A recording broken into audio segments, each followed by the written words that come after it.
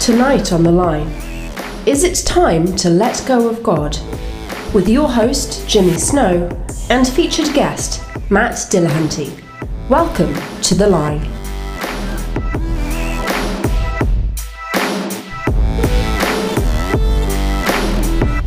Welcome, everyone.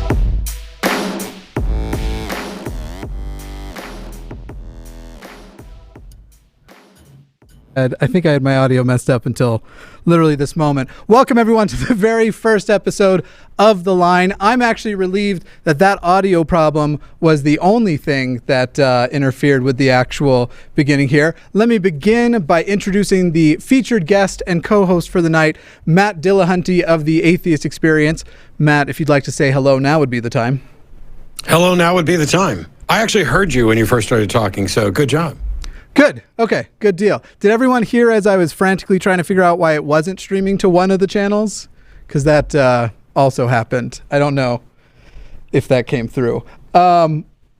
A reminder to everyone that this is a new show also on a new channel. So if you are watching it over on Dear Mr. Atheist right now, we are actually throttling the signal over there to 720p, and we're not going to reveal the phone number to anyone on Mr. Atheist. The only people who will know the phone number to call in will be those people who are actually watching on the line. So if you want to come over to the better stream, you can do that by following the link in the description box. And while you're there, might I suggest hitting subscribe.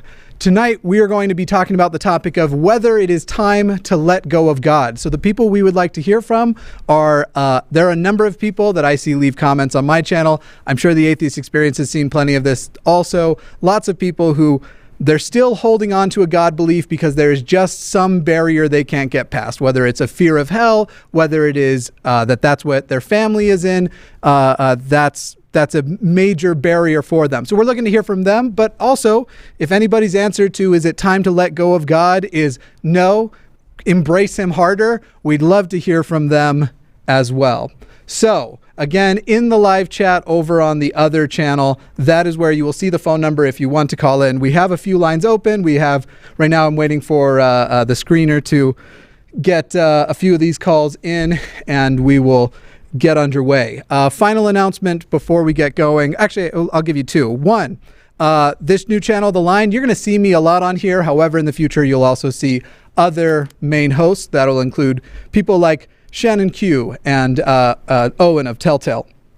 Also, next week, Owen and I will be doing a call-in show next Sunday at the same time, and we are going to be taking, we're still trying to perfect the question, but it's essentially, the topic is going to be, am I in a cult? Because Owen and I both come from cults, and we think that we can help you identify whether or not that's what's going on. Matt, I'm ready to take the first call if you are. Anything you want to... I'm ready. All right, let's do it. We're going to go to Sarah in Miami. And I'm going to, again, testing out the tech every time with this new show. But Sarah, can you hear us okay? Yeah, I can hear you okay. Can you hear me okay? I hear you just fine. I hope you can hear Matt, too. Do you want to test out? Let's see if she can hear me. Yeah. Yeah, I can hear both of you just perfectly. Awesome. Perfect. And David, It's a give me a miracle. thumbs up when it's ready to put up. Yeah. So first I wanted to say congratulations on the new show. It's probably been a lot of work, but I was really excited to hear of this new show, and it's a really cool concept. But I wanted to keep that short because I know you have a lot of calls to get to, but I just wanted to get that out of the way as the first call. Sure. Yeah. So would you like me to start with my question? Yes, that would be great. Okay. So for me, I am an atheist, and I've considered myself an agnostic, labeled myself an agnostic atheist for the past 2 years, but kind of never really had the faith belief for most of my life. And it was over the past year that I have a lot of doubts about that, not being able to have a belief of faith, because it's not that I wasn't exposed to religion. It just, when I was, it was kind of something I saw, I couldn't attach a faith belief to it. I just thought, hey, it's a story that people believe. And so I have a lot of self-doubt of hey, is there something I'm missing, like psychologically? Like, I know neither of you are trained therapists, but even though I know logically that's unlikely, like emotionally, there's just a part of me that is like, am I missing something? And then the second part to that is... Well, Sarah, real quick. If I am... I just need some clarification there. Are you saying you're worried you're missing something because you can't conceptualize having a faith belief? Yes. Okay. Yeah, and I'm kind of atheist by default rather than atheist by choice. But you're worried that there are people around you who have a faith belief, and that might mean that you're missing something because you don't have a faith belief. Exactly. Okay, cool. You're definitely missing something. Yeah, but nothing bad. Let's get part 2 of the question, and then we'll try and answer all of it together. I was a little confused at the beginning, so I wanted the clarification. Thank you. Yeah. No, just the remaining part of the question is also partly because I do consider myself an atheist. Another doubt I have is, like, I have some people around me that are a little bit religious, and when times gets hard in life, like, they point to a higher deity, where I kind of have to point to myself and say, oh, I believe in myself, but I kind of don't. So my question is for both, like, how do I manage that on an emotional level? Because I know on a logical level, both of those are nonsensical. But just emotionally, how do I deal with, like, telling myself, hey, you're not missing something by not being able to have a faith belief, and like, it's okay if you're struggling to believe in yourself in the place of where most people would believe in a higher deity. Okay. So part 1 and part 2, part 1 being you worry you're missing something because all these people have the faith around you that you don't. Part 2 is that how do you cope with that feeling and that pressure to have some kind of faith belief when so many around you do, and you almost feel ashamed that you can't make the same calls to having trust in the Lord and those sorts of things. Am I getting it right? Yeah, or trust in just a being, whether that be a supernatural being or believing in myself.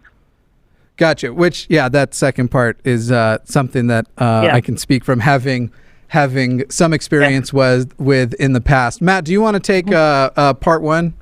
I was just going to say, I can hit part 1 real quick. You are definitely missing a couple of somethings. One of them, I would argue, is actually valuable, but not essential. So you're missing whatever experience they're having, but you're also missing an understanding of the experience they're having. And that's the part that may be valuable. You know, like, I was raised Southern Baptist, fundamentalist Christian. I had experiences like that. And because of that, I have some understanding of those experiences, which helps me be able to talk to people about them and, kind of evaluate. Yeah. So for people who've never had anything like that, you are missing that experience. What you can get by listening to others and by doing some studying is an understanding of what that experience is reported to be like, and other things that are potentially similar, and the fallacies that are involved with somebody saying, hey, I've had this experience, it must be God. Now, as to the actual experience, I can't say, oh, that's not true, or that there's nothing beneficial. I don't find it to be particularly true or useful. The notion that there's some being that cares about me and all that. If I don't have any reason to think that it's true, beyond me being the one who cares about me or other people that I actually interact with. So you're missing the experience, which may or may not be important because it may or may not be true.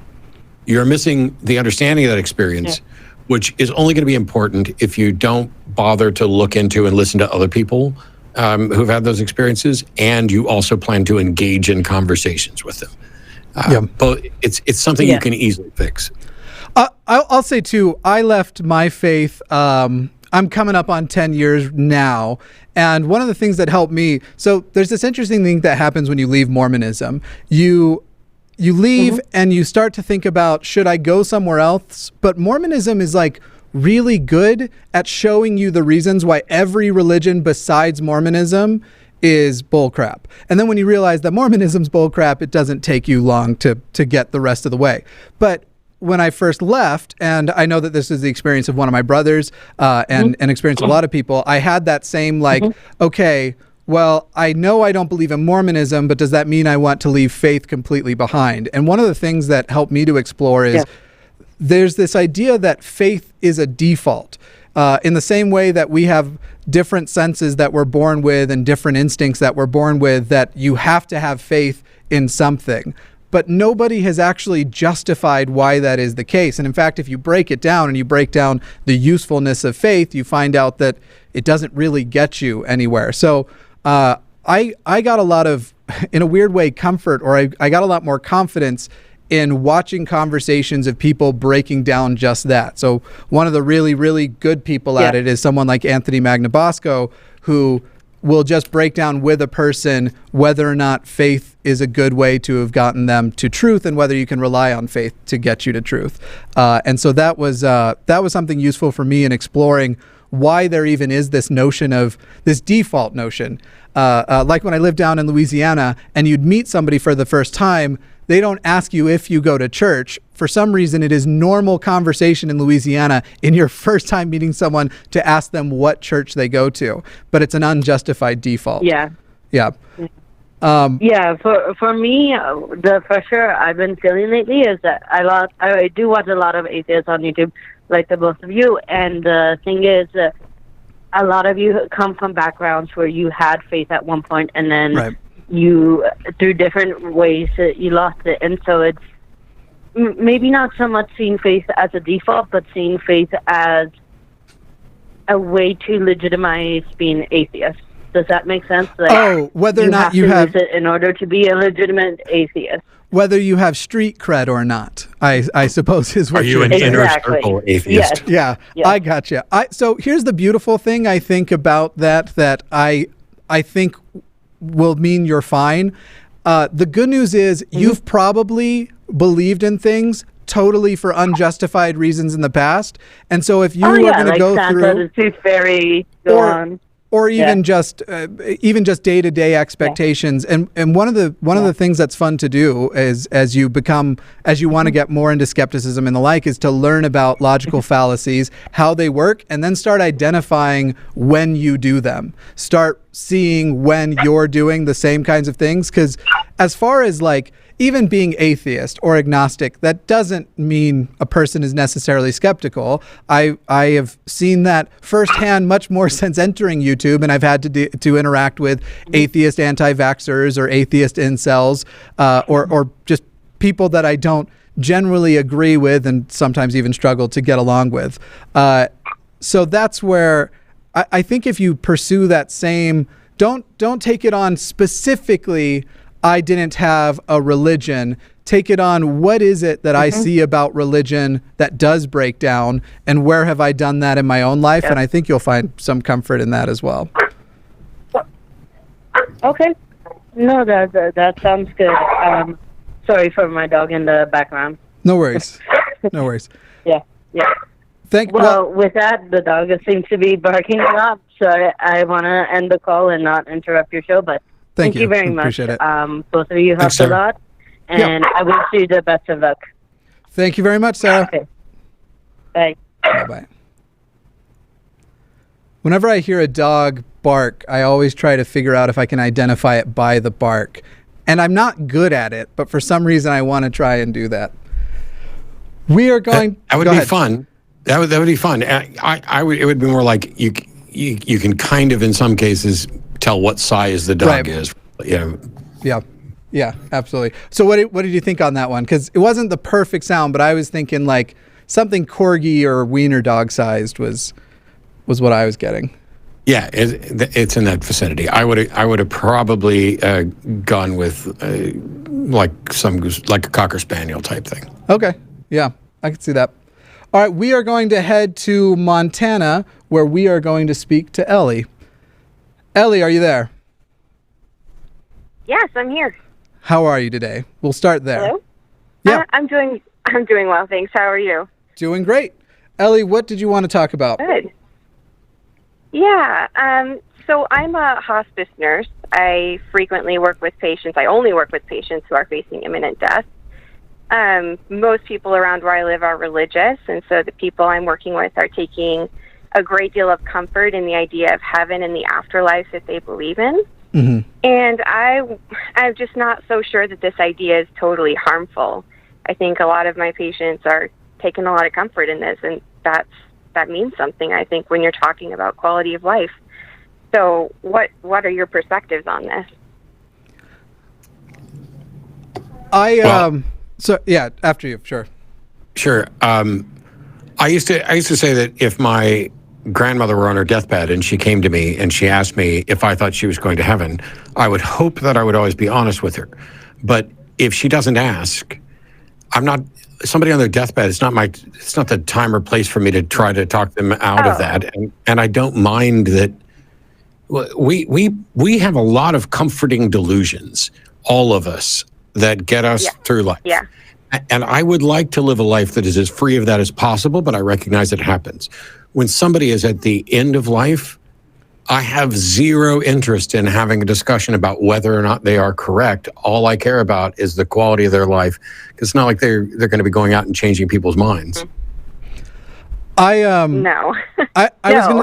I was going to say something similar, but then get up on a little bit of a soapbox here, because there is something that if you have a loved one who is in that situation, I do advise people be on the lookout for predatory death merchants, essentially, those people that are going to come and say, first of all, even with my own health stuff, as it's gotten worse, even if I wasn't close to dying, I had people coming up and saying, you got to get it right with God. And so they're just like day-to-day people who are going to do that to you. So unfortunately, even the advice we'd give here of it's not the time or place is not advice taken by people on the other side. They seem to think the ideal time or place to proselytize is either as you are approaching death, or I've also been proselytized to at the funerals of people I cared about, and in fact didn't attend my own grandmother's funeral knowing that it would happen, and had siblings still in the belief call me and say, like, good call, because they did not make that about grandma.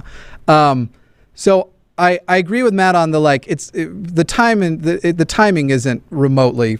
It's not that time to do it. However, it is, I think, good to warn people and be cautious and on the lookout on behalf of their family members for those people who are going to be predatory, especially those who might be seeking a piece of an estate or something to go to a church but it's a higher risk in different places. Now, if you're talking about somebody who does ask me what I think is going to happen when they die, I think I would tend to say I try not to be harsh about it. I usually say something like, we'll return to the state we were in before we were born. The experience will be very similar to that. But yes, I certainly don't think it's the time to do essentially the same thing as proselytizing and rubbing it in. I would find no joy in telling my dad as he's about to die, like, by the way, I just want to remind you one last time, you're just going to rot in the ground, because I'm not an asshole. Well, there's a part of me that's not true, but yeah, go ahead. There's a part of me that thinks that we didn't actually answer Ellie's question, because I don't think she disagrees with us on what we said. Was there another part of this, Ellie? Yeah, no, I don't disagree with you at all, and I'm kind of surprised. I mean, I knew you wouldn't recommend, basically reverse proselytizing, which I would never do. My patients just assume I'm whatever faith they are, because I know enough about their faith to talk with them about it, and then they think I just am. So that's interesting that you think, what's the greatest harm that you think could happen from believing in an afterlife? Like, if that was the only thing left over from your religion that you still believed in, could it even be very harmful? I think the most harmful thing a belief in an afterlife gives a person is a failure to live their current life as they would, as themselves, with their identity. So kind of back to because you asked it in the first part too, like, is there any actual harm to this belief? I absolutely think so. And I obviously, both of us have dedicated a portion to our life to try and give our perspective in the hope that if we're right, it changes people's minds. But again, the timing issue certainly would not be something that I would try to intrude on. But absolutely, I think that, the fear of the afterlife is what stopped me from embracing my queer identity. So it's just too many things that fear of afterlife or hope for afterlife, I guess, would be both of. It was a little bit of both. But yeah, that's. I think the only time that I would probably jump in, and maybe not then, it kind of depend on how close I was with the person, because it's not my job to fix everybody on the planet. But one concern I would have is if I saw someone there who was dying, and they were estranged from one of their kids or something, and their afterlife thoughts were preventing them from reconciling before they died. Yeah. I think I would make the case that irrespective of what you think about the afterlife or this other person thinks about it or what I think, it might be a good idea to at least, try to patch things up just for everybody's comfort so that people know what page they're on. Right. And unfortunately, when a person dies, the people left behind are the people who are going to be the most affected. So I agree with that. Ellie, anything useful there? People that don't make Sorry, up? Go ahead. Yeah, do you think there's people, sorry, Matt, do you think there's people that don't, forgive or make up, or, not necessarily forgive, but reestablish contact in this life just because they're, counting on it after or something? Is that? Oh, absolutely. It's what you're trying to say? It doesn't. It's not. I wouldn't say it's incredibly frequent. I have to say, but yeah, it's mostly. I would be concerned not for the person who's at the end of their life, but for the people that they're leaving behind. Because sometimes, if things are strained, people are like, "Well, I don't have to make amends now. We'll be together in heaven, and then there'll be no sadness and sorrow, and we can put all this behind us." When it might be beneficial to that person, rather than spending the rest of their life waiting to catch up to their loved one in heaven. But that has more to do with talking to the people who are behind and not the person who's leaving or dying. Right. Okay. Also, in work, okay.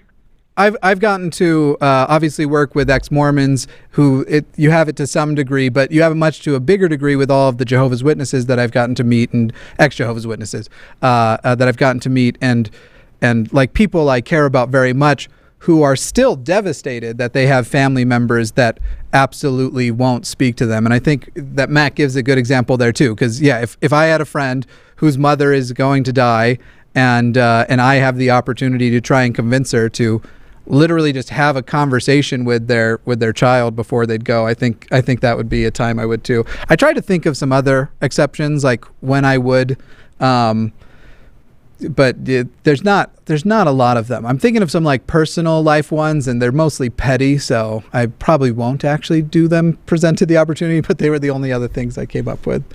But Elliot, I hope, is there anything else you need to clear up the question, or have we given you something useful here? No, you've given me stuff to think about, and I just appreciate having the conversation, because I only work with other Christians. So yeah, thank you.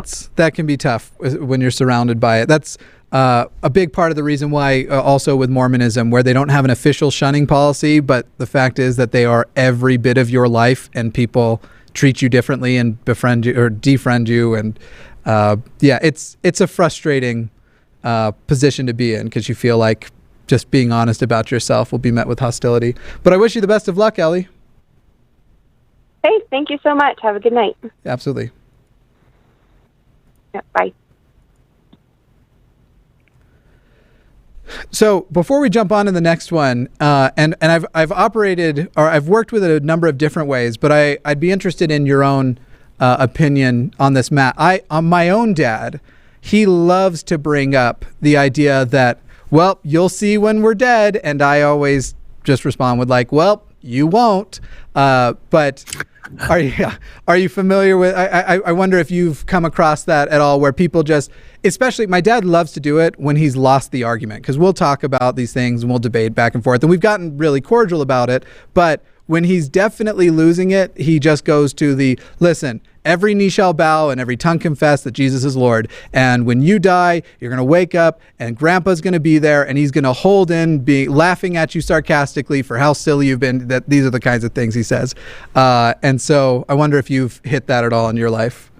Oh, lots of times. And it's incredibly frustrating, because it's like saying, I bet you die before me. I'll bet you $1 million that you die before me, because you know that you can't, there's no payoff there. You can't collect the debt. Yeah. Yeah, it's frustrating. And yeah, with my own dad, I've tried to impress upon him the importance of, if he is wrong, he should at least think about it, because if he's wrong, all of these things that he thinks make him a good person outside of the church would make those actions bad actions, even if he's still a good person. So I've tried to impress upon him, like, I don't care if you come to the same conclusion as me. You have told me in 900 different ways how you won't even consider whether or not you're wrong. And one of the big ones with him was, I asked him, what could change your mind, if anything? And we're talking about my worldview, which is atheism, versus his, which is Mormonism. And he said the only thing that could change his mind is if God told him himself he was wrong, which means that... Wow. Yeah. How would that work? So something very similar, but perhaps slightly harder. Like, that one should be an obvious, hey, wait a minute, that doesn't work. I did a debate in Red Deer, Canada, and I asked my opponent what would change his mind about, Jesus essentially resurrecting, being the Son of God, etc. And his answer was, if they found the body in a tomb. Like if they found his body. And I'm like, wow, you're presuming that, first of all, he actually existed. But, how would you identify, this body, Yeshua ben, Joseph, isn't one of many? Or it's a proposition you have no way to test. It's not as obvious as it is if God told me himself. But it should still be obvious that basically you're saying the only thing will change your mind is something that we could not possibly hope for. Right. And it seems to me like people often who have that mindset, I can't speak for the person that you are specifically talking about, but often the people who have that mindset, they also seem to think every empty tomb anyone ever finds is also evidence that they were right. In other words, It's just the barrier for validating their belief is extremely low, but the barrier for debunking it is extremely high, or the threshold rather, not barrier. I guess it's kind of like if I told somebody, man, I just spent $63,000. And they'd say, oh, how'd you do that? And I was like, no. Why would I believe that you had $63,000 to spend? Well, my wallet's empty. Look, I must have spent $63,000. And I know I have actually heard people cite the tomb was empty as evidence. And it's like, oh, yeah. Okay. All right. Good. We're going to head to, for a second, I thought this was the same caller because their name is Elizabeth. And I think we just talked to an Ellie. But no, this is an Elizabeth in Washington State. And David, if you want to check out that graphic, we may need to resize the text a little bit there. Elizabeth, can you hear us okay? Yeah, I can. What did you want to talk about? Sort of like Pascal's wager, because it's a really hard thing, especially when there are so many religions that all are different, and some of them are almost more likely than others. So I feel like instead of just saying, oh, just might as well get rid of all of them, find out whichever one is most likely and follow that. Sure. What do you reckon would be the way you would figure out which religion was the most likely? If you're saying you feel that you accept Pascal's wager, and presumably you're saying that you find it to be a sound argument, which we can talk about that in a moment. So you have to pick a religion. What would be the mechanism by which you would decide which one was most likely? Probably like historical accuracy, like however many has like the most text or the most possible prophecies, which I know a lot of them are kind of stupid, but more vague than stupid. Yeah. Some of them are really interesting. I mean, when you're talking about 7-headed dragons, and then I go off on a huge tangent thinking about all of the appendages of such a dragon that would exist. But as far as you're saying, whichever one had the most text and had historical consistency would be the one that you would go, okay, this one's the most likely. Would it be the case, though, if you had one of those where you were like, hey, the Bible says there was a King David, and we can validate that a King David existed, but it also says that in Genesis that the earth was created in 7 days, and it wasn't. would you disqualify that one, or would you just go with, because it had the most number of things that were consistent with history, you'd still call it the most likely? Well, things like that, like we know an old Earth is true, and like the whole 7-day creation is a myth. Right. But the thing is, there are so many offshoots that still believe we evolved. The Earth is 4 billion years old, and so like that. But again, let's say King David thing again is if we said that a person named King David who did these things. Well, what if I listed 5 things and 4 of them were true, and number 5 was, I am the Lord your God, worship me? That would be a difficult one. Because the 4 true things, like I say, let's say I make a list of 100 things, and 99 of them are verifiably true facts. And the 100th one is, I'm God, worship me. The fact that the other 99 were true don't tell you at all about whether the most important one is true. And so, okay, hey, look, maybe there was a King David. We can't necessarily be sure about that. Maybe this historical event happened. You know, when we look at things like, for example, in the Bible, there's a lot of problems with dating certain things and whether or not there was a Roman census around the time of Herod or Quirinius and things like that. And those are factual things. But that's completely independent about whether or not there's an actual God and what that God's expectations for you. So it's not just about deciding which one is more likely, because even the most likely one may only rise to the level of 1% likely if we're, being generous. But it's the important facts that we can't verify. And so the question I ask is, if this were true, what would I expect to see?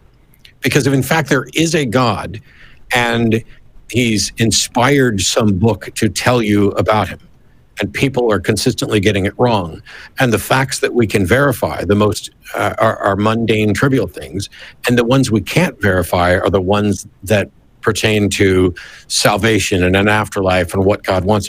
As a God, wouldn't I have a duty and a responsibility to make sure that this message is clear and supported by evidence to anyone and everyone? If it's the most important question, why is it the one we can least verify? Yeah, that would make sense. But the thing is, even if there is a God and all of this stuff is true, then God could just be a really terrible God. Could be. But then again, Pascal's wager, you should still believe in that in order to not be tortured. So Pascal's wager is specifically set up to compare a particular version of Christianity with atheism, with non-belief. It doesn't take into account all other religions. And if it were going to, what do you do then? Do you believe the one with the best heaven, or do you believe the one with the worst hell? Are you trying to seek the best heaven, avoid the worst hell? What if there's one that we haven't considered, which is, this is a test, and people who are gullible and accept things without sufficient evidence are somehow, they're going to receive the worst afterlife. But the people who say, you know what, I don't have enough evidence to believe that yet. How could a God be considered moral if he punishes someone forever or whatever for sincerely not being able to accept something without good evidence? I can't. As Matt was mentioning there too, Pascal's interest was getting you to believe in the Christian God over no God at all. But if you choose the Christian God and you fall for the wager, and it turns out Baal is or Baal, or however different people pronounce it, is the actual God, there is one and it's Baal, Baal will punish you tremendously for having picked the Christian God. So it's a premise that can't be satisfied. You have no way of, first of all, you have no way of differentiating between the different religions, because they all come down to the same thing, which is faith, and faith isn't a way that you can demonstrably get to truth. And it presumes the idea that any God who is testing us will tell us he's testing us, which also isn't an actual given, despite the fact that people want you to assume that as you take on this wager. There's another huge problem with the wager, which I talked about in a video. And Pascal recognized this. And this, by the way, not that you're actually advocating Pascal's version of Pascal's wager. You're basically saying, I should try and find out which one's most probable and go with that, which would be fine if you could demonstrate that it was likely enough that it's justified to believe it. The problem with Pascal's wager is also that we don't choose what we believe. You either become convinced or you're not. And Pascal recognized this and pointed out that he knows you cannot merely choose. And what he says is, given that that's the case, you should act like you believe in an attempt to actually convince yourself. So Pascal was specifically advocating for intentional self-deception, saying if you're not convinced, you should act like you're convinced until you become convinced. And when I look at the world, I look around and I say, hey, what's the likelihood that there's a God? I don't know. I don't even see how you could calculate it or estimate it. Well, of all the potential gods, how would I go about picking one to worship or admire or show reverence toward? And my answer is it would have to be the one for whom the evidence is overwhelming that this is likely to be true, not just that it's not quite as silly as another one. Because like I said earlier, if you line them all up, pick out the most likely one. What if it's still less than a 1% probability? It's still silly, yeah. And every minute. Go ahead. Okay, and again, Jimmy, you said multiple times, if I can remember right, that you are a Gnostic atheist about a lot of the world's religions. Can I ask, why on that and how? So I try not to use the phrase Gnostic atheist, but more strong atheist. But it is essentially, Aaron Ra does a really good lecture about the concept of, though he, I think, is a generally Gnostic atheist. But in regards to generally, I'm going to say I'm an agnostic atheist. I lack a belief in any God, and the possibility of saying, I know there are no gods, I think is not possible, so that's why I go with agnostic. But in regards to specific ones, so like Mormonism and the specific version of God, as you test all of these things you can test in regards to Mormonism, thing after thing after thing comes up short, and in fact just comes up false. So it's one of those ones. Mormonism's fun to pick on because when you're on the outside and you don't believe it and you dismiss all doubts from the inside, it's so obviously untrue, and it is such a con. And so as you test all of those things that invalidate Mormonism as a whole and invalidate the person who had all of these revelations about who the actual God is, it becomes extremely likely that the entire thing is false. So even in that scenario where I'm saying I am a strong atheist in regard to the Mormon God, it's much more a commentary on I am extremely confident that God doesn't exist and couldn't really exist. And for me, I think extreme confidence is the closest thing we can get to say we know anything. It's something of a it's a little bit absolutist, I guess, but it's that's what I mean by that. I'm in agreement. Yeah. And by the way, there's one other big problem with every version of the wager, and that's this. It's all presented as if failing to make this decision, or making a decision and choosing one, and finding out you're wrong, there was no God, or if there's no God, you just die, and you've lost nothing. Well, that's not true, because every minute you've spent... You've lost your entire life. You've lost your whole life. You've lost everything that matters. Every penny that you've donated to the church that you lined up in, every minute you've spent pondering God, every time you've spent in prayer seeking assistance from on high instead of actively working to solve the problem, every interaction, it turns the entirety of the one and only life we know we're going to get into a place to wipe your feet in the hopes that there's something on the other side of a door that you can't investigate. Right.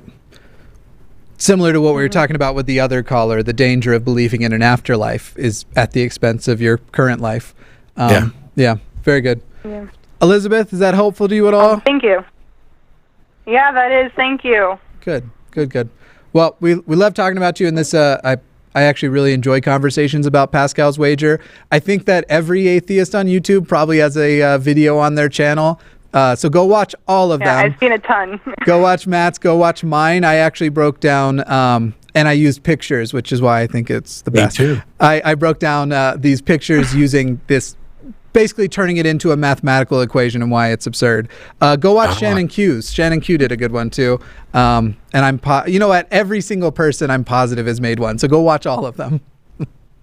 It was I have seen a ton. So. Yeah. It's the first video I did. It was the first video I did for the Atheist Debates Patreon project, and it's like 35 minutes long or something. And I put a lot of time into it, and I went and got, royalty-free clip art and did all this, and it was, like this put together video. And the first bit of feedback that I got from actual patrons was, "Oh, that's really cool and all, but we'd, for stuff like this, you could just sit there and look at the camera and talk to us, and we'd be fine with it." And I'm like, whew, that cut my workload down by like 93%. For the first 4 or 5 months of being on YouTube, I would make, because I came from the photography world and Photoshop world, so I would turn pictures of me into caricatures that were illustrations of things. And I've seen those. Yeah, and it was a lot of fun. It would be impossible to keep up with, especially with how much content I put out. It was, way too much. So, similar thing there. Anyway, thank you so much, Elizabeth. Thank you. Good luck to you. Yep. Thanks. All right. I want to see. I'm not going to lie. I'm kind of skimming through to see if anybody's calling to really fight. And now these are good questions, though. It just struck me. So we're doing this. Is it time to let go of God? Mm-hmm. And there's two different ways. So I would argue that in the broad sense, with respect to humanity, that it's long past time. Right. But for different individuals, they're going to be people who are more or less ready. And, I know we're going to have the conversation with the individuals, and I'm hoping that we find somebody who actually, this is a bad thing to hope for. I would hope we'd find somebody who isn't ready and can explain why. Right. Because then we can actually show that, we're optimistic that in the future they may reach a point where they would be ready. And that the way we do that is by taking those members of the community, those members of humanity who are ready and past ready to let go of God, to build a world where it is more comfortable for the people who are having difficulty to let go and have a softer landing spot. To that end, I also hope we get to have that conversation. I think that the first one we had, or it was the second one, to that end, is helpful because I think a lot of those people also have the, is there really any danger or any problem with having this belief? Is it really such a bad thing to let people have those comfort beliefs? But I'd love to have it in a more explicit fashion. Not as in expletives, but just explicit. We are going to head to Ohio, and we're going to speak with Cassie. Cassie, are you there? Yeah. Hi, Cassie. How are you? Hi, Cassie. Hi. I'm so nervous. I'm so sorry. I assure you that if you met either of us in person, you'd only be disappointed. I'm kidding. Matt's great, but with me, it's true. Okay. We are not nearly as scary, either one of us, as anyone thinks. Yeah. I don't know how anybody thinks I'm scary. I know myself too well. I actually talked with V about this the other day because it broke my heart. There was somebody who came to an event and was like, I really wanted to meet Matt, but it was just too intimidating. So instead, I'll send you an email later and tell you how intimidated I was. And I was like, why am I scaring people? Oh, yeah. Yeah. I think that anybody who's intimidated by me, definitely subscribe to my Twitter and see all of my tweets about my bowel movements because it's a significant portion of them. And that'll break down all of those walls for you. Well played. What do you got for us, Cassie? Cassie. Well, I'll try to make it quick. So what kind of advice do you have for someone who is skeptical about, debating on whether or not religion is for them and whatnot? What kind of advice do you have on going about researching things in a non-biased way to avoid, to quote you, Jimmy, to avoid debating Google? Oh, yeah. Well, debating Google was specifically in reference to when you're like on a Facebook thread, and once a year, when I was younger, I'm so old now, but when I was younger, I liked to debate on all of them. Now, once a year, I'll fall for it, and I'll start debating on a Facebook thread. And debating with Google to me is where I'm saying this is the rebuttal for X, and the person goes and Googles what I said and responds with a link instead of a point, and that drives me up the wall. But I think I get what you're asking, which is where the methods by which you should go about researching so you can feel adequately confident in the conclusion you come to. Is that pretty accurate? Yeah, I mean, I'm atheist, but I didn't need to do any research or anything like that. I just don't like him, and that's it. But say someone did, Say somebody did, like, sorry, Matt, I'll let you take it. No. This is kind of a different question than what I thought Cassie was asking at the outset, because what popped into my head first is one of the best pieces of advice I can give anybody when they're going to be thinking critically and examining something. We talk about, question everything. The first thing you should question is the question. Because the question that we ask when we set out to find an answer, it's so often biased or contains hidden premises. I did a video about this recently, about the question of why does a mirror reverse things left to right, not top to bottom. But you can see things where I remember an episode of CNN where they said, why do atheists inspire such hatred? And it was bad enough that they had two Christians and a Jew trying to give the answer to that question. But the question was flawed because it assumes that atheists are inspiring hatred, that there's something they're doing. And the question that should have been, why is there hatred directed at atheists? Because now the answer can be because they do things that inspire it, or because they are bigots, or whatever. And people have called into the show and said, if God didn't create the universe, who did? And there's a who in there. Now, those are more obvious biases.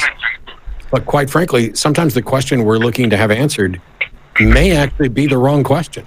If I can jump in real quick, Cassie, if you have speakerphone on, would you mind just switching it to your earpiece? Sorry. No worries. We're hearing our stream. Yeah, there is nothing I despise more than the sound of my own voice. So, but anyway, sorry for the interruption. I'll let you continue. Well, your fans disagree. I know, and that is for them to have, but I can't have. Matt, did I interrupt though? Was there a No, I was at the end of that note because I don't think it necessarily fits with what Cassie was actually asking. Yeah. I would say also in regards to the things you need to be prepped for, one thing that was super useful to me was to work on identifying when it seemed like people were trying to prevent me from researching. Lots of take my word for it and believe me, or a huge level of here's anecdote after anecdote after anecdote, so many anecdotes that you would think that these anecdotes have turned into data, but don't go look for the actual data. And it's really, really useful to work on trying to identify when people are hoping you won't actually go too far in your research. Mormonism, everyone take a shot. Don't take a shot every time I mention Mormonism. You'll all be dead before the hour is over. But I got to see a lot of that there, where it's lots of evidence of a type, because anecdotal evidence is still very significant and important to a lot of people, but they don't want you to go and see for yourself whether or not that evidence is consistent with actual data and research. And in fact, we were talking about this. My brothers and I got together for a board game night yesterday. Ooh, what'd you play? Dominion. It is my favorite board game. Love it. Anyway, we got together for board games, and we were talking about, we have another brother who had blessed, saying my brother so many times. We got brother 1, 2, 3, and 4, but we had another brother who blessed a brother and promised healing for a very significant chronic disease. And then when it was the case that he wasn't healed, the common Mormon thing to do there is, well, you must have not had faith. You must have been sinning in some way. There's a specific sin they like to go to a lot. And so it was your fault. But even from the onset, he was presenting it as though blessings heal chronic illness, and we're talking about a severe chronic illness that doesn't often go into spontaneous remission. And so you have this sort of he's wants you to assume without any research that blessings can solve chronic illness. And this is why when you go and you do your research, you don't find actual and severe chronic illness being healed. You don't see limbs being regrown, but you do see the person who's got arthritis and during the moment of an adrenaline rush is able to ignore the arthritis in their hip and run up and down the aisle and feel healed in that moment. But none of the ones that you could visibly tell were different.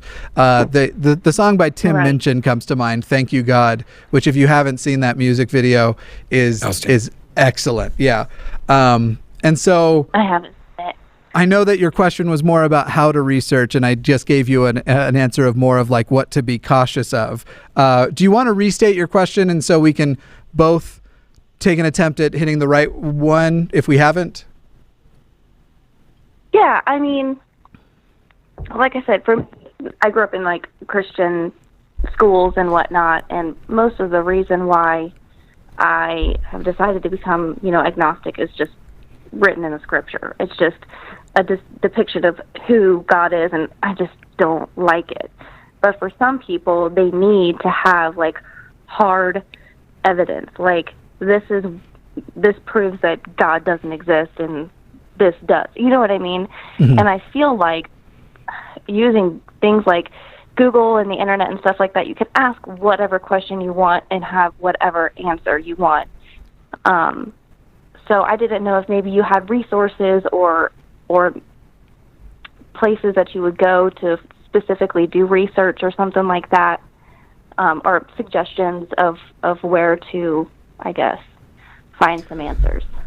Which sources to trust? Yes, yeah, that's a tough one. I do want to also point out you gave a better example of my point than I did, and that is the way people who believe in God put on the same pedestal or think that it is equal to say prove there is no God versus prove there is God. So that was a good example of the things that you're just supposed to assume is a reasonable thing.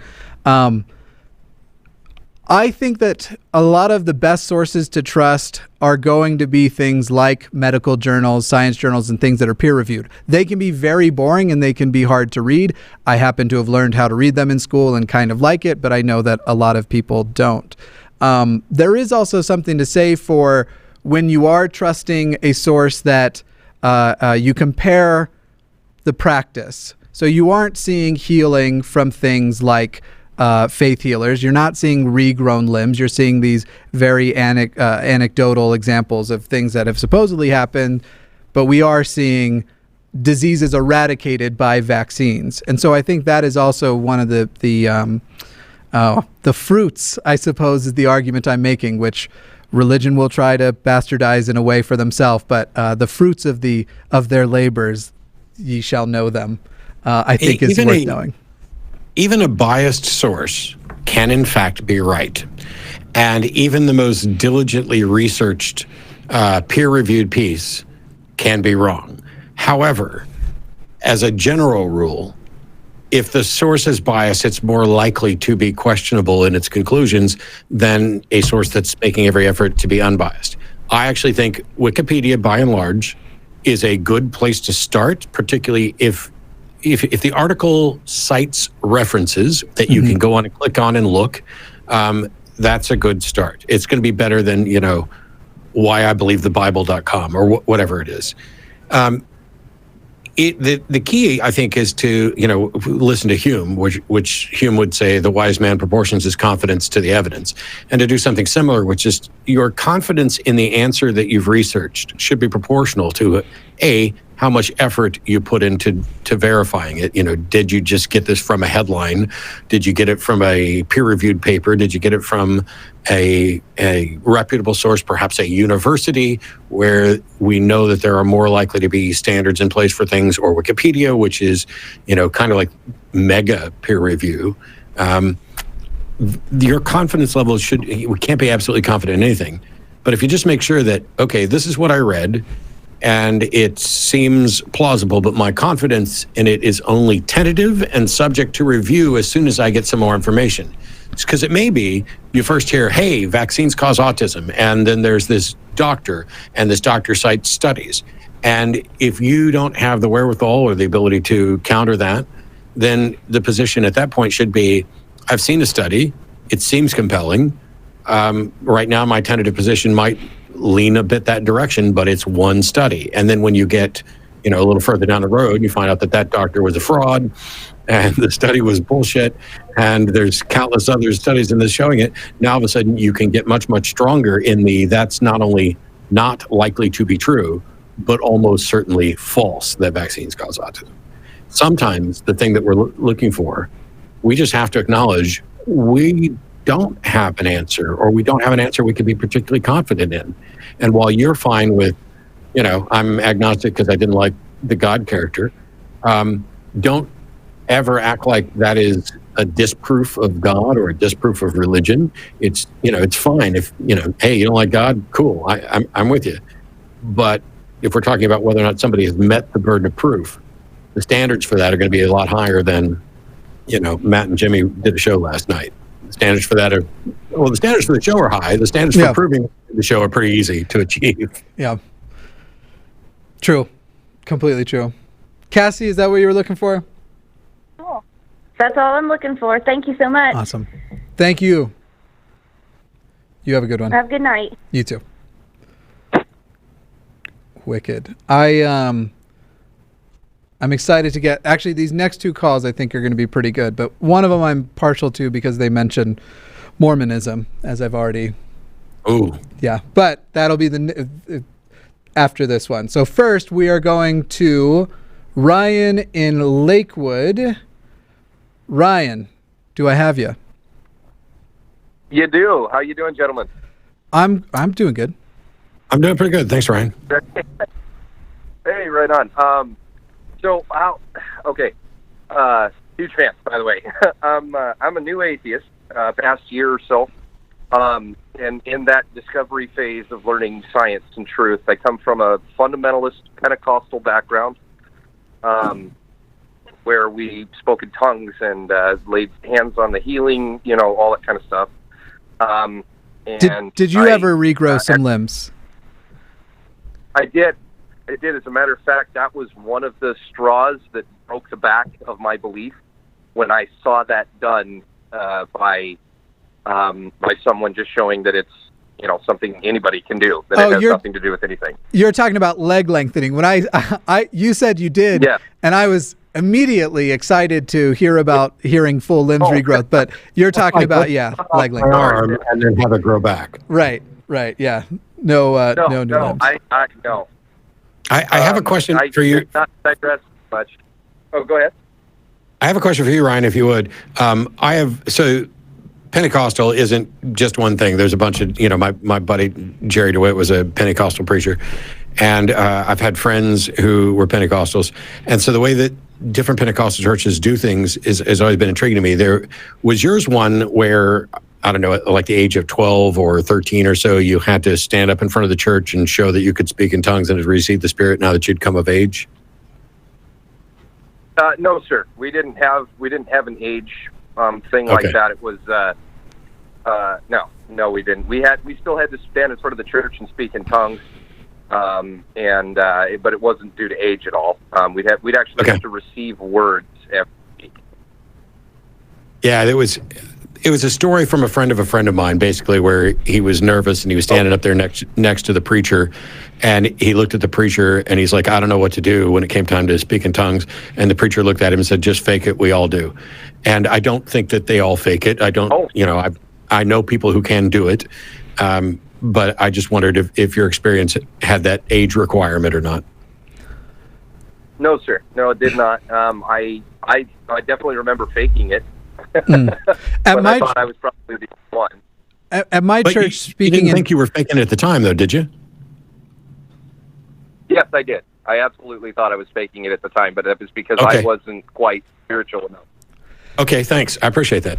I've always been fascinated by the speaking in tongues too, because at my church it was that speaking in tongues meant speaking in your normal language, but people who didn't speak your language would understand you. So there's a lot of BS stories of like old apostles going to Venezuela and speaking in English, but everyone in the audience heard him in perfect Spanish, that kind of thing. So, and it's one of the ones where the Mormons look out and go, wow, those other religions are really weird. And they don't have a lot of grounds upon which to do that. So we give it to them. Fair enough. Yeah. So I'll try and make this as quick as I can, but it's kind of a big issue for me.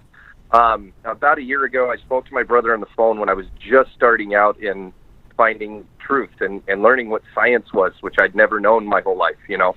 Mm-hmm. And I brought these things up to him in this conversation, and my brother is a professional minister at a college camp, and as is my sister. They both found their spouses through the church. The church actually told them who to marry. Like they're very cult-like. Anyway, I had this conversation, and as soon as I started talking about atheism, he started hitting me with law of entropy and how bad evolution is as a conspiracy. I'm trying to think of everything the guy said. He just lambasted me with all this stuff, and I didn't have an argument for him. And just a couple of months, I'm heading back home. I'll be on leave again and be able to see them. And I don't know whether I should approach this as, you know, just try and sit him down and explain to him what I've learned, or should I just let it go and move on with my life? I don't know, but you know, it'll be a fight if we do have the conversation. So I have some good news just on the keywords that you said.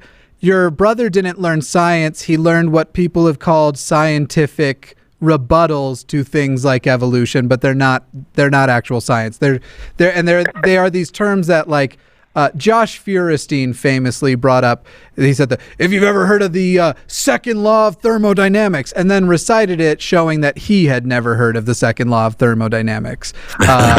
Right. His explanation was chaos can never present order. Unfortunately, that popped up in a book, and I'm trying to remember the name of the book. It might have been something like The Case Against Evolution or something.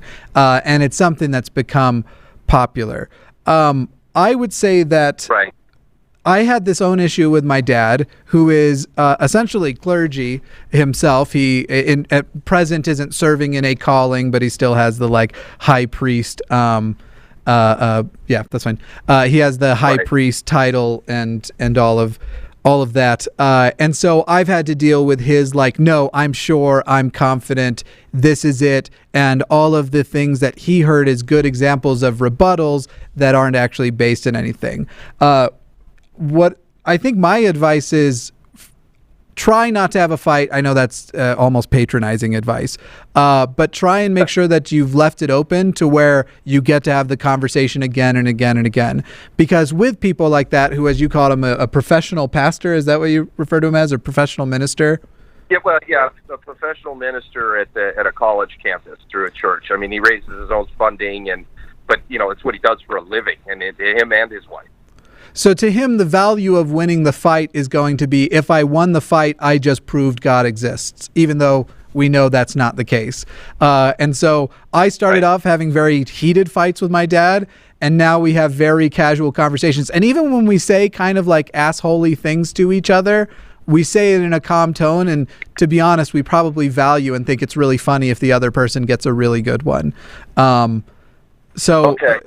I wouldn't say let it go, but I would say try your absolute best to manage the engagement as such that you get to have another conversation and then another. Also, don't be afraid of the phrase, I don't know, as long as you follow it up with, but I'm going to find out, because obviously he's going to try and jump on, you said I don't know, therefore your not knowing is worse than my assertion of knowledge, and I win. Don't fall for that trap. It's bullcrap. Anyway, Matt. Okay.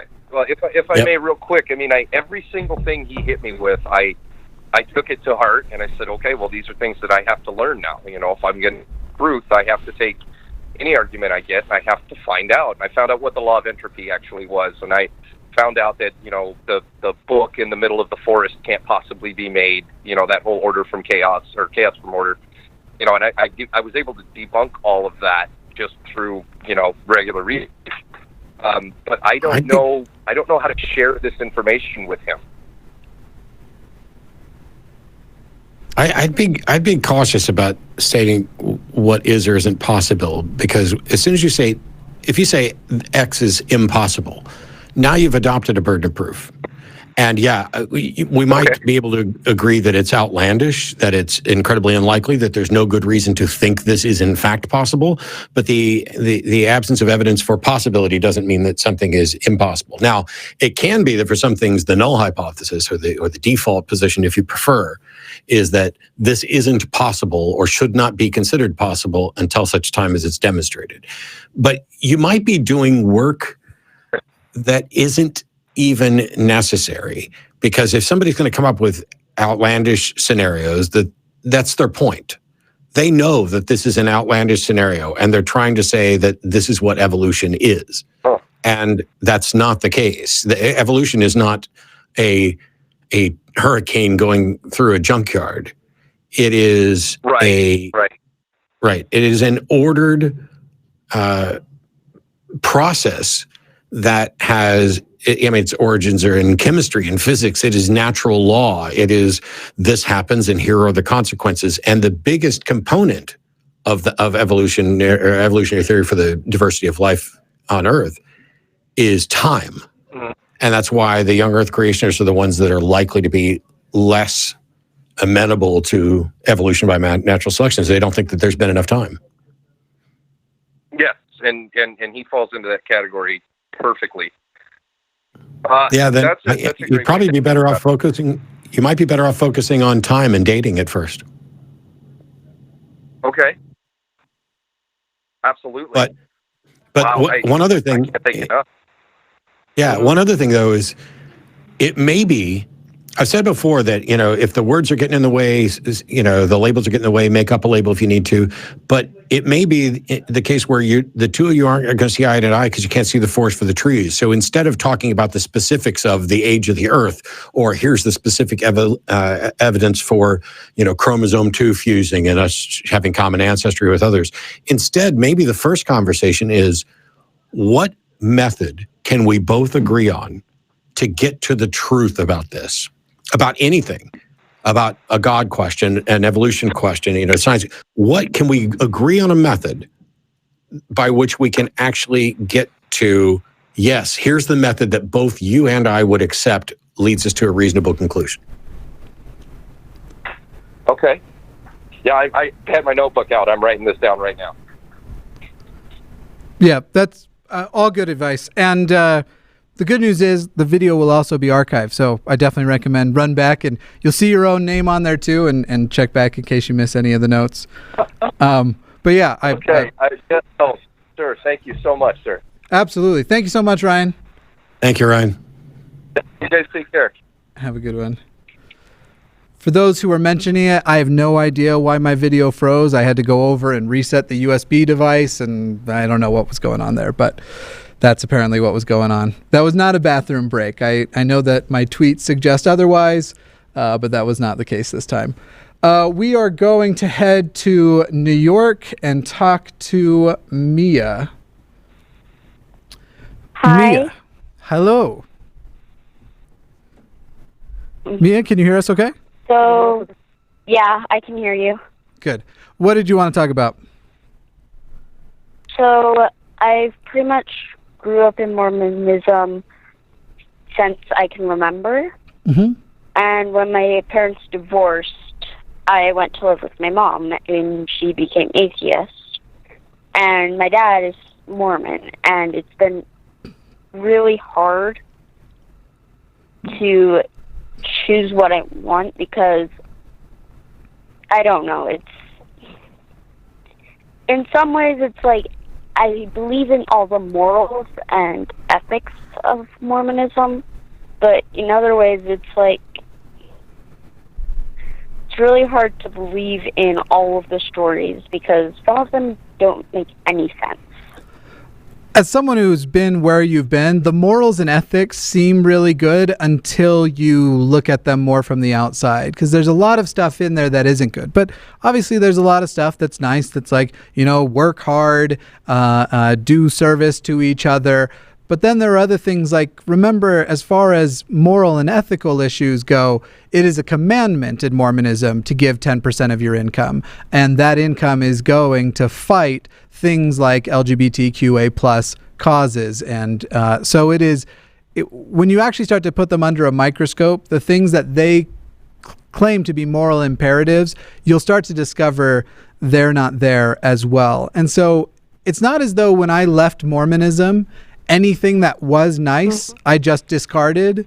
I'm sure there are lessons I learned about sharing or something that, as a child that stuck around. The good news is that any of those things that are good actual behaviors to adopt and good things to be, you can find objective justifications for them outside of the Mormon Church. Yeah. Is there any... Sorry, go ahead. Also, the 10% thing to going to anti-LGBTQA whatever community. Yeah, I am bisexual, so... Not ideal. Yeah. Yeah. Yeah, no. And I also live with my mom, who is, I think, pansexual, and my stepmom, who is lesbian, and then my older brother, who is transgender. So it's like I'm living with all these people who are a part of the community, and then when I go to visit my dad, it's like I have to hide it. I see. So it's specifically your dad is still in the church, and you feel a pressure when you're around your dad to maintain your beliefs as they are? Or to maintain a projection that you believe that way, not actually as they are. I'm going to think about that one for a second and give Matt an opportunity to to reply. I kind of want to ask you a question just for clarity. Is there something that you think you can get that is morally valuable and true from Mormonism that you can't get from secular ethics and humanism or somewhere else? I'm not sure. I mean... Because I can't think of any myself, and I keep asking. I want examples. Like, what could we only get that is valuable and good and true from any religion that we can't get without it?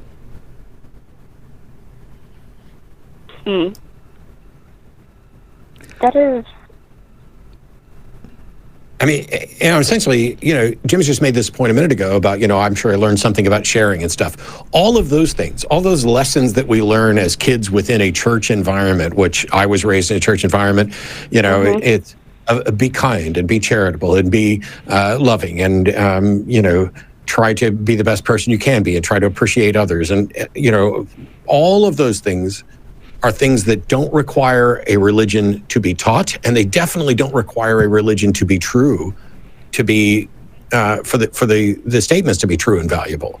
And so the only thing I get from religion, you can learn it from your parents and teachers and just people around you. We're really talking about empathy, and even people who severely lack empathy can learn these things from a pragmatic sense of the world will be better for me. You can be entirely selfish and say, the world will be better for me if I help make the world better because I'm part of it. And so the only thing I see from religion is here's all these good lessons that we have learned and can learn in other ways. And then let's also put in some really bad lessons about the value of people, or let's pry into sexuality or making people feel inferior or less than. All of these things, along with some absolutely horrific things that lead to death and destruction, that lead to the division of families and the and breaking of relationships. I can get rid of all of that baggage and hang on to the good things. And I have.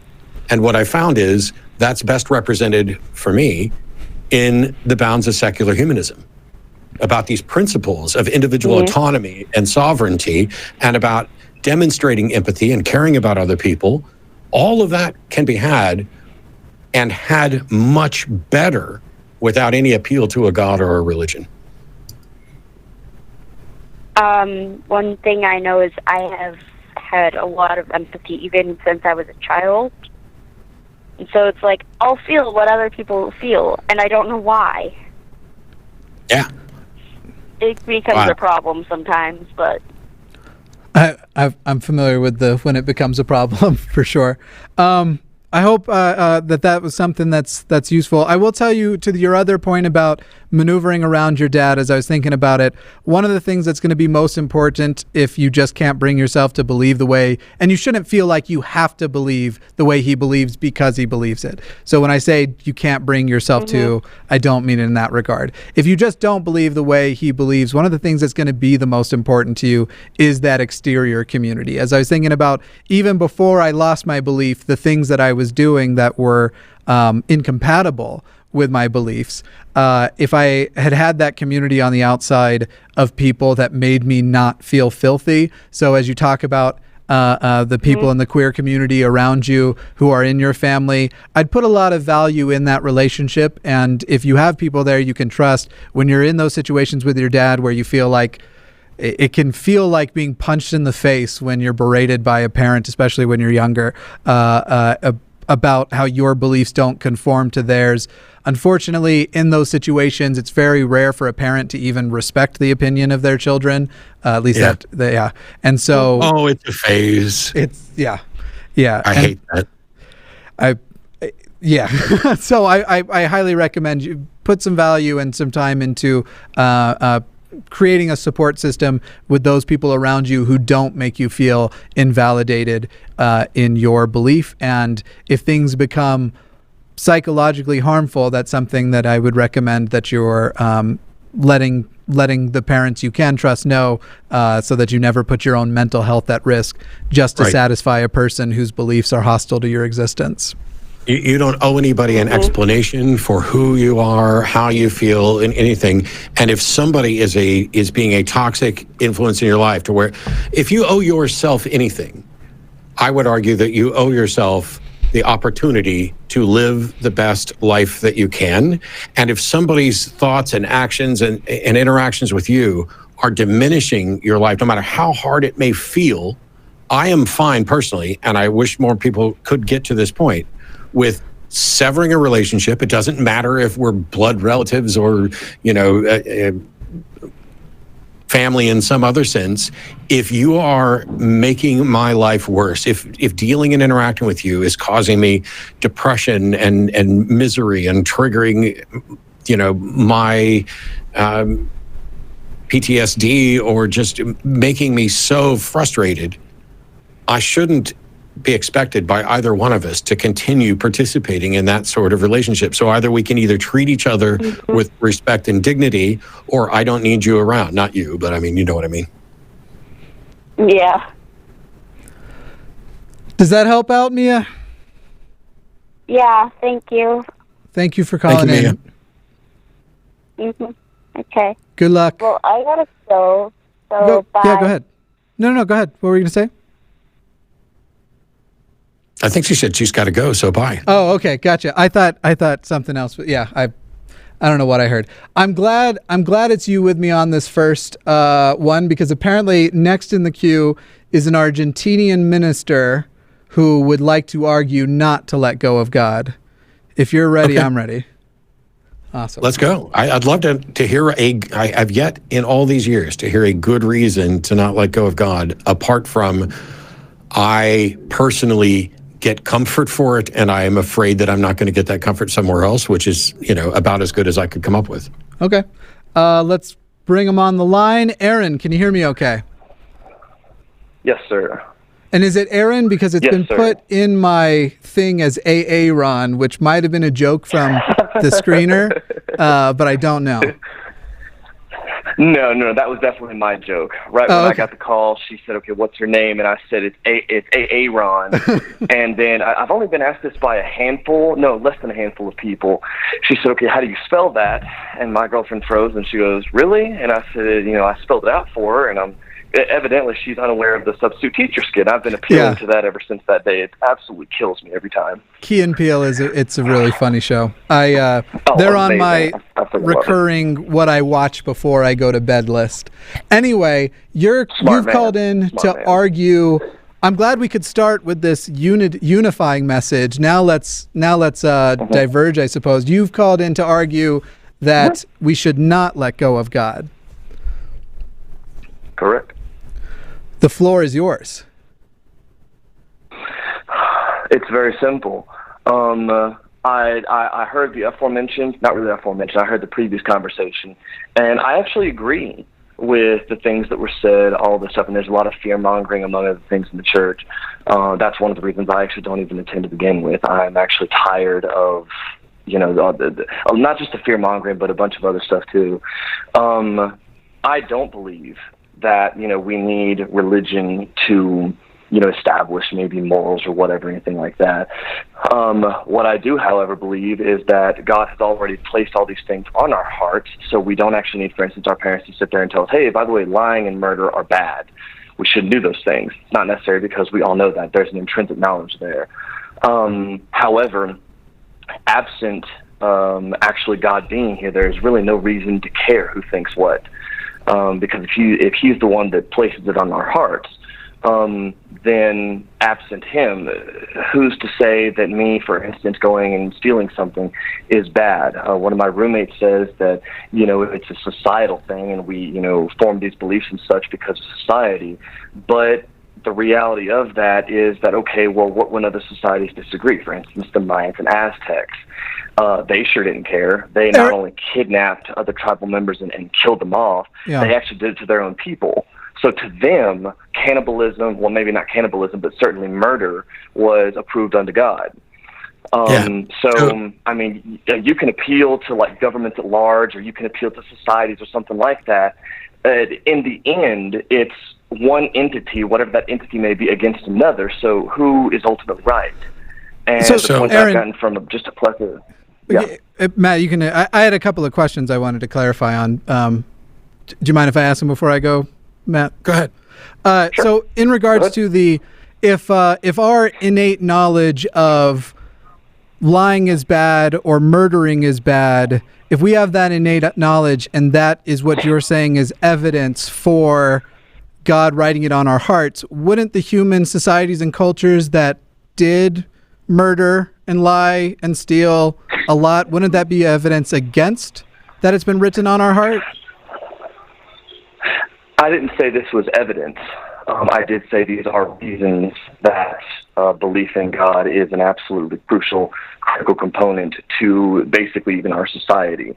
If we want to engage in evidence, we could engage in a plethora of things, even including, for instance, like the law of gravity or something, different things like that. I wouldn't argue what I meant. The aforementioned details are evidence at all. Okay, so what you started off with saying is you believe that God has put this stuff on our heart, so we don't necessarily need a religious belief to understand that. Cool. That's that's like your opinion, dude. You are convinced that God wrote this on our heart, but I would just say that whether God wrote it on our heart or it's an exercise in empathy, which is a natural process that occurs from a brain that has to cooperate and live in a society, it doesn't make any difference. But every objection that you just made about if there's not God, this will happen, or if there's not God, that, every objection that you made against essentially a potential secular moral system is a real problem that is not in any way solved by your solution. Because in much the same way that two different civilizations could disagree or two different governments could disagree, I can disagree with what you think your God says. So your God is no solution. All it becomes is you claiming that you have the one and only true absolute solution where you have no way to demonstrate that at all. And by and large, the people who have advocated for divine command theory or God is the source of morality don't agree on what morality is, as Jimmy was pointing out. And the problem still isn't solved. So religions have attempted to solve this problem of dissent and disagreement by conversion and coercion and conquest. Whereas what secular humanism is advocating in the process of this disagreement is discussion and debate and data to convince people that we share this goal of whether we want to call it well-being or living a better life. And yes, it's not completely well-defined, but if we can agree on that, then we can begin to look for a process that allows us to determine whether or not a particular action, and we're evaluating the consequences of it, are working to improve our well-being, decrease our well-being, or keep it the same. So when you say, hey, my neighbor might say this is moral and my other friend might say this moral, appealing to a God does not solve that. The only way it solves that is if everybody agrees that this is what God wants and we care what God wants. I don't recall saying it would solve something. I did, however, say like your whole point is that we need God. Yeah, the whole point is that we need God, and that is a reason for that. If you want to talk about, hold on. I mean, okay, fine. That's not for you, and that's fine. I've spoken to a plethora of people that think that, and that's great. And they're wrong. The thing is that we don't just... Great. And I can say you're wrong, just like you just established that we could have a disagreement on that. And I'm exactly. I've actually got no problem exactly. with that. So how is it, Aaron, give me just a second. Aaron, please give me a second. You and I both agree that we could do this all day long. Say you're wrong, no, you're wrong, no, you're wrong. And there's no way to solve it. So how would we solve figuring out how have we solved figuring out which one of us is actually right? And the method that you come up with, I think you're going to find, is the method that the secular humanists are advocating and not the ones that the religious people are advocating. Wrong, because even my family is highly religious, and as we've spoken about different things, even my conversations with a plethora of secular people, we laugh rather comically at the conclusions and the reasonings and so on because of what I'm about to mention. So in all of my personal investigations of this matter, I actually basically decided to challenge my own faith, because my thought was, if my faith can't stand the scrutiny of any given person on the planet, then what does my faith matter? That basically would be a really good reason to disregard it, because it basically disproves it if we really get down to it. Having done that, it's not just a matter of subjective opinion. I mean, y'all would be right. If this was just down to what I just said, then yeah, you're right. You would just say, well, I don't agree with that because of, whatever reasons. And that would be the end of discussion. Basically, it would be a divergence in personal opinion, and that's the dichotomy that I mentioned a minute ago. One entity against another. Okay, so who's right in an ultimate sense? Well, right. It's very basic. Let's get to the mechanism. Look at the evidence. Yeah, actually, I want to take that. So as far as look at the evidence, you said you have your faith that you realize has to be able to survive scrutiny, and it sounds like you were at least implying, so then you went out to look at the evidence to validate your faith. Is that accurate? I don't want to put words in your mouth. It was initially... I suspect it was initially to validate my faith, and as I went further and further into it, I would encounter questions, and I don't even remember what they were at this point, it's been so long, but I would encounter questions that other atheists and other just secular people would ask, and it actually freaked me out, because I thought, holy crap, that's not only a really good question. If that good question is not met with a very good substantial quality answer, then that literally would eliminate Christianity as a potential for a solution or a reason. So your argument, though, is that you have validated your faith, and you're about to share with us some of the mechanisms, but I want to be clear, you have validated your faith is the argument you're making, correct? Yes. Then would you admit you don't have faith? Because what is faith when it's validated? It's not faith anymore. Are you using a different definition of faith? If it's validated, I would never call my acceptance of evolution that I have faith in it, but my acceptance of evolution is entirely validated by science and by all the mechanisms that I think both of us would agree, I hope both of us would agree, that you go about validating a belief. So if your faith is validated, are you still advocating on behalf of faith, or you're saying you no longer need faith because you've gotten past it? You validated all of your faith beliefs. I need faith because my faith in the hope that the resurrection of Christ gives us is the only thing that will actually save us. Having if I at that point lack faith just because of the evidence, then what is it that I'm hoping for? It wouldn't make sense to continue having faith that Jesus is one day going to return and rebalance everything that was unbalanced following the entrance and acceptance of sin. So I still have faith. I have faith in Christ. I have faith in that salvation. But I look at the evidence for that faith that establishes that it's true and it's fact and so on, and said, okay, that this means that the faith is substantial. It stands the test of time and scrutiny and all these things. But it does lack the state of still being active faith, correct? Or are you saying that your faith that Jesus was resurrected is currently invalidated? Or at least you failed to validate it? Not necessarily invalidated, but you haven't validated that. No, I have definitely validated it. Then you don't have faith, correct? Am I wrong here? You get what I'm saying, right? I greatly there's more than... I guess not, because I do not agree. What is your definition of faith? Because I will use when talking to a Christian person, I assume that they are talking about Hebrews 11, right? Correct. So once you no longer have to hope for those things unseen and you've actually validated them as true, why is it still faith on the other side of it? How is it that I'm no longer hoping for things I haven't seen? Right. I mean, the broader context of the Hebrew certainly isn't literally seen as in you have put your eyes on it. We don't see germs, but we don't say that the belief in germs is faith, unless you do. And maybe that's your broad use of faith. You'd have to tell me if so.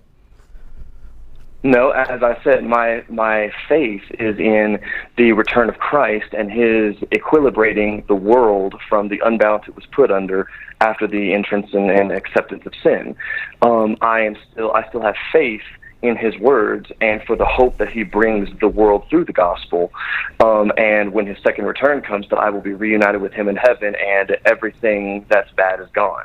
I still have faith in that. Okay. But I now have seen evidence that his work on earth and his work in history and literature and other fields has now proven his 66-book love letter to us. Okay. I think maybe you don't... Matt, you can correct me if I'm wrong, because I can't seem to get him to see what I'm talking about. Did you want to take it from there? Because am I incorrect that if it's validated, you don't need faith? Well, there's more than one usage for faith. I'm with you in that, to me, faith is the word people use to justify having a belief that they don't have good reason for. He's using two different things. He's basically saying he's validated the resurrection and has a confident, justified belief that God exists, but he has faith and confidence in what God will do in the future. So nailed it. 100%. And all of this is completely irrelevant to both the question I asked, which is how do we tell which one of us is right, and the issue about morals. Because I could say, hang on. I sat here and waited, and I'm getting ready to blow you out of the water. Because I could agree that you are right and that there is a God, and I could even agree that what you think God thinks is moral is absolutely correct, and I can say, and I don't give a crap, because the solution... Right. It doesn't mean that God is right about a morality. So I'm in a position where not only do I not think that there is a God or that God has told anyone anything about morality, I also don't think that even if that had happened, that God isn't necessarily correct about morality. And this is why I say that your feeling that we need to appeal to a God as a necessary solution to the problems related to morality is fundamentally, obviously, demonstrably false, because it is no different from no difference between appealing to a God than it is to appealing to a government, than it is to appealing to a parent, than it is to appealing any other standard unless people agree on the standard.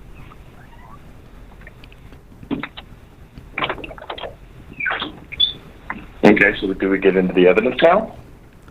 The evidence for what? That validates that Scripture is correct as to what it teaches. About morality? Sure. Please explain to me how Exodus 21 is correct in saying that slavery is morally permissible. Okay, that's all Old Testament and much too profound for this discussion. Oh, no. You're not getting out of it that way, buddy. So are you No, suggesting that no. We're not going to carry on a discussion about something. We're not going to carry on a discussion for something that requires, 20 days of, 8 hours discussion each time. We're not going to do that. We can engage something. It doesn't require that at all. I did an entire video covering it in great detail with all the verses related to slavery in about 30 minutes, but I can do it in much less than that.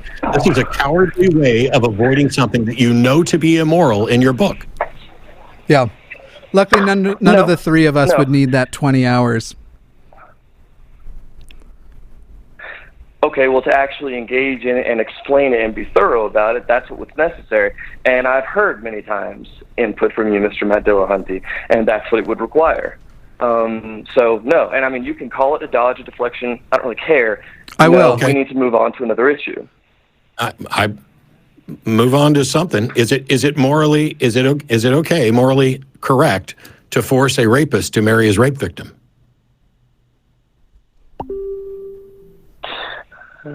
I put it like this. I'm not going to engage in things that, again, require 20 days of discussion. I know that's not necessarily required for you. I'm done. But it's much too dense. Hey, anybody who thinks it requires 20 days to answer a simple question that exposes, see, your position here is that God is necessary for morality. When I've already demonstrated that even if God was real and stood right in front of me and said, "Hey, I think it's morally permissible to force a rapist to marry his rape victim," I can look God in the eye and say, "You're wrong." And instead of having any discussion about how we determine, saying he doesn't exist for centuries, that doesn't change anything. That it also doesn't mean he's real. I think my suggestion comes down to this, Ron. Go ahead and make that 20-day series on YouTube. Yeah. Collect your Nobel Prize for proving something that people have never been able to prove, and then let's do the debate again. And hopefully, in that process, you'll become less of an intellectually condescending person. In what way have I been intellectually condescending? We'll see you in 3 weeks. All right, so one last call before we go here. I don't have that long of a fuse, and as soon as it got into I found that very intellectually condescending. People can correct me if I'm wrong, but I found it very intellectually condescending. So I'd like to go to Ryan. This is going to be a very quick call because it looks like the question is a pretty straightforward one. Ryan, can you hear me okay? Yeah. Hi, Jimmy. Hey, how you doing? Hi, I'm doing good. Hi, Matt. Hey, Ryan. Now, Ryan is calling to talk about some of my favorite topics, Mormonism. Ryan, what were the questions you had for us? Yes.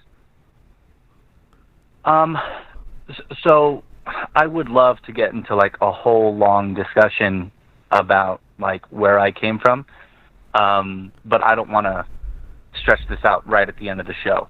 But to sum it up shortly, I guess, so I live in Utah, surrounded by Mormons, and of everyone I know, I'm the only atheist. And for 10 years, I've had no one to talk to or relate to about what I think about religion at all. Right. And so just in the last couple weeks, actually, I discovered both of you within 2 weeks of each other. I saw Matt on the Atheist Experience talking to Christian apologetics and being astounded because I felt like all of my thoughts were coming out of somebody else's mouth, but much better educated than I could have presented them. And then that led me, the YouTube algorithm led me to Mr. Atheist channel and seeing another former Mormon turned atheist expressing, again, my own experiences. And that led me to the CES letter. And that's kind of the fundamental part of this, because for the last 10 years, I've kind of lived in the definition of atheism, the prefix a, lack of theism, belief in a God. And so I've kind of pussyfooted around the idea that, well, I could be wrong and the Mormon Church is probably right, but I just don't have a personal testimony. And so I don't feel good about, going to church and, saying all of these things and pretending to have this belief because everyone else around me does. So the CES letter kind of triggered the first experience I've ever had where not only do I not believe in God, but all of a sudden thinking the Mormon Church is not at all what I thought it was. Before I had the standpoint of, well, if any of the churches are true, it's probably the Mormon Church. And now it's like, that's the only one that I'm convinced isn't. So, funny enough, Ryan, finding out recently... Ryan, I just want to jump in with that last thing you said there, because that exact thing is literally one of the most common sentiments amongst especially return missionary Mormons, who they come back and they went on their mission. They didn't have the profound experience their parents and everybody had been promising them. And they basically come to a place of, I'm going to believe because it's what I already believed. And if some church is true, the Mormon Church is true. That experience you then had after reading the CES letter is also what led to the Max Exodus after the CES letter was released. I feel I need to provide some context for people who are watching who don't know what the CES letter is. Yep, there we go. The CES letter was written by an individual who had left the church but hadn't been excommunicated yet. And it was basically a letter of, here are the reasons why I can't return to church in good faith until you answer why these things are present. And then it goes after historical fact after historical fact and scientific fact after scientific fact that not just indicate that Mormonism is questionable, but actually it's about 100-page document demonstrating Mormonism to be a fraud. And so it's why it's led to such a max exodus. The triggering part for me and probably most people is that most of the points presented in the CES letter come from the church's own documents. Yes, right. The church's own histories. It's not some third-party anti-Mormon person that wrote this up. Like there were these letters that were supposedly written by Brigham Young's daughters. Yeah. And then were discovered somewhere, and then were presented to proof that the Mormon Church was false. But those letters turned out to be frauds written in the 1940s, things like that. Right. No, it's the historical evidence were different points that were corroborated by the church. Yeah, the historical evidence. I had heard about this. All the historical evidence given is I shouldn't say all, but most is church accepted history, and then as far as the scientific evidence or problems with history, like all the anachronisms on the American continent, that horses and bees and chariots were all here hundreds to thousands of years prior to them actually being here. Yeah. So that's the CES letter in a nutshell. Anyway, want to let you go ahead and finish up your point and your question here so we can get to the fun part. Yeah. So what this came to was me feeling as though, am I being inauthentic by allowing myself to remain as a member of the church, even though I don't believe in it, and even though now I more even aggressively believe that it's actually false, right? And not from a neutral non-belief standpoint. The answer to that is yes. You're being inauthentic. I think the better question, this gets back to the questioning the questions thing, is that necessarily a problem, and are you doing the wrong thing? I should jump in a little bit here too because of the process and make a revelation myself here. I am still on the records of the Mormon Church as a member. I'm not an active member. I'm not a full tithe payer, but much like Catholicism, they will just keep you there. But Mormonism provides you a method by which you can have your name removed. There's actually organizations that will help assure that it happens. Regarding myself, it first started out as a thing of laziness. Now I'm dedicated to getting excommunicated. It's kind of something that's important to me to happen. So that's a big part of the reason why and unfortunately they've changed their policy. They won't excommunicate almost anybody anymore unless it's a person who's a member of an active family, and they can use it as a punishment method to restore you to behaving, essentially. It is a really easy process to go through now. I'm trying to remember what the name of the website is. David might know. David, do you know the website that David? Okay, well, he has headphones in and can't hear me. There's a website that you can go to, and it's a law group that will make sure that your name is removed from the records. So there is nothing. It's kind of. They'll keep track of you, and they'll keep track of your records if you aren't careful. Do you know the name of the website that you can get your name removed? Quitmormon.org. That is the website, and it's a law group that will make sure that you actually get removed. So I don't know if you're aware, but the original guy who wrote the CES letter, I've been following his story. Yeah, and in Jeremy. 2016, he actually was excommunicated. Yes, and he and John Dehlin were some of the last ones in their positions to be excommunicated, and they had so much backlash. Since then, they've changed it? The church is clearly backed off of removing people who have a national platform who will make a stink of it, because the stinks have succeeded, if you will. Matt's correct that, I mean, there is an inauthentic nature to remaining on the rolls, especially because the Mormons love to mention how many people are in their church and how many have converted recently.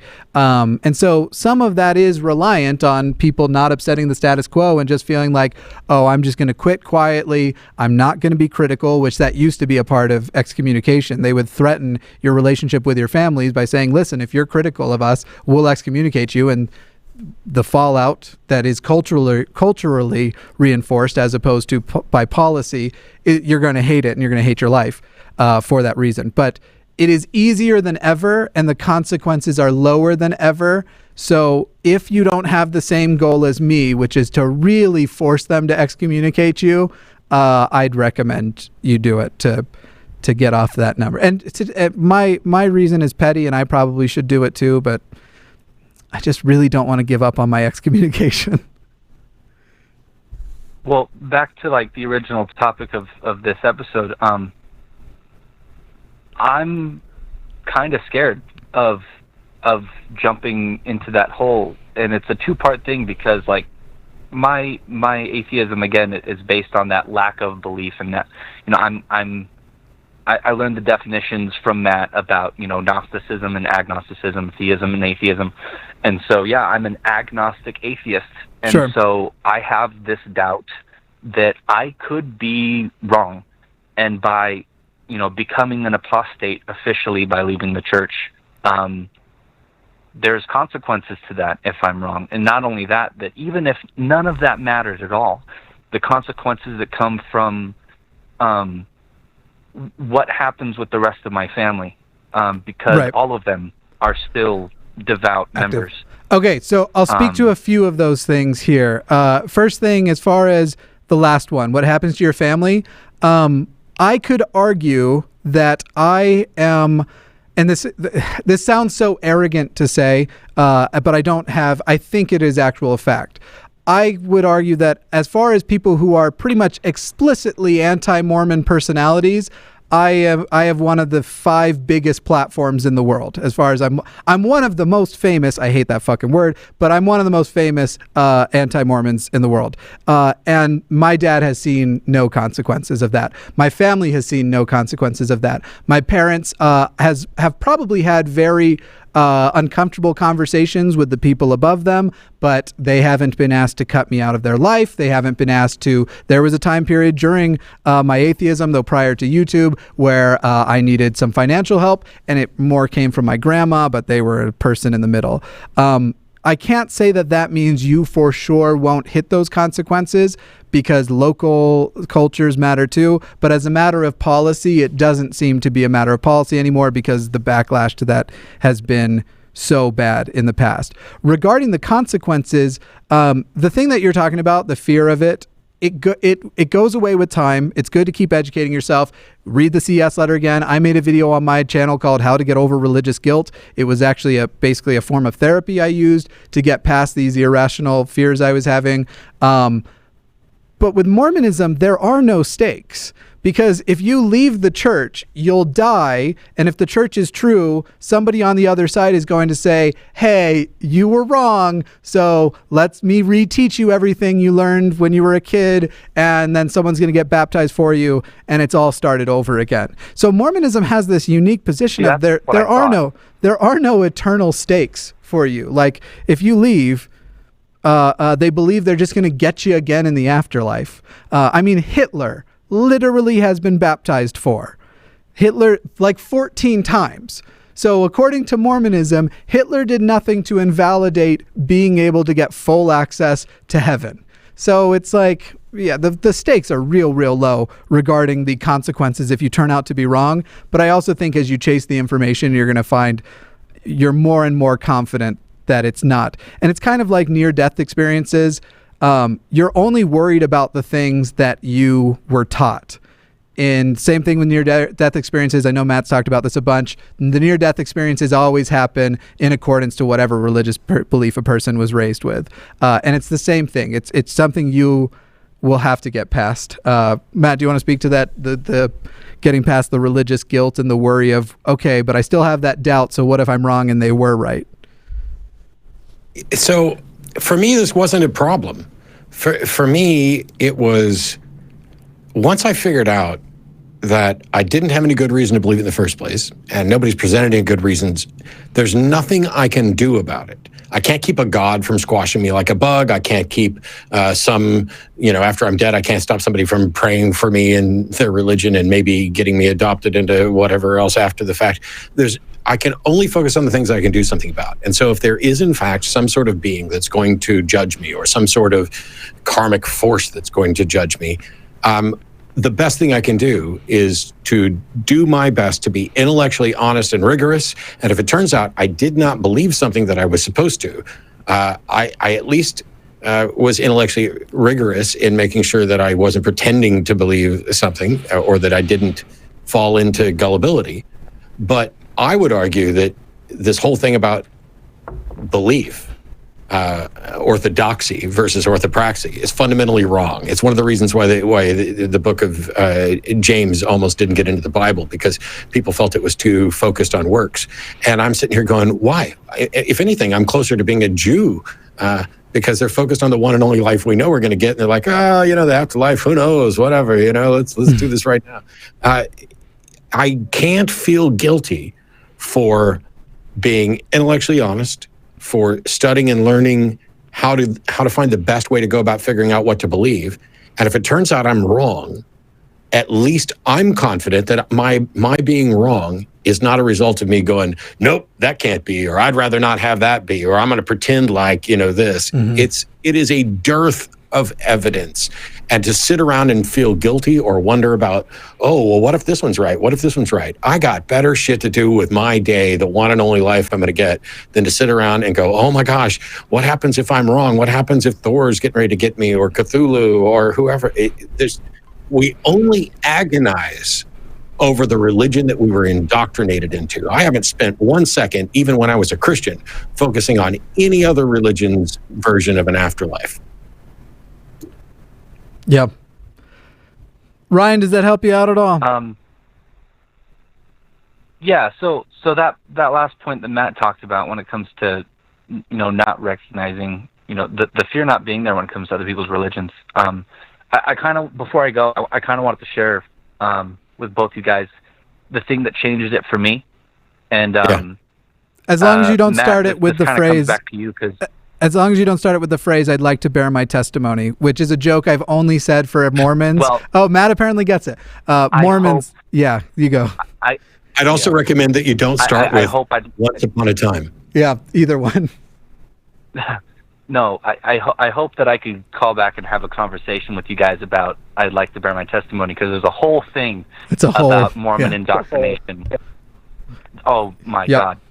No, but have either of you read a book series called The Sword of Truth by Terry Goodkind? I have not. I have not. Hey, Jinx. Yeah. It's a great fantasy genre, kind of Lord of the Rings-esque, Aragon, Wheel of Time. It's in that same kind of genre. And I read it against my parents' will, because obviously it was a devil's book, kind of like Harry Potter. Sure. And I was reading it around the time I was 19. I was getting ready to go on a mission. And one of the parts of this book, it's this conflict set up between these two sides, and the aggressing side that's murdering and slaughtering people in the name of God, in the name of the Creator.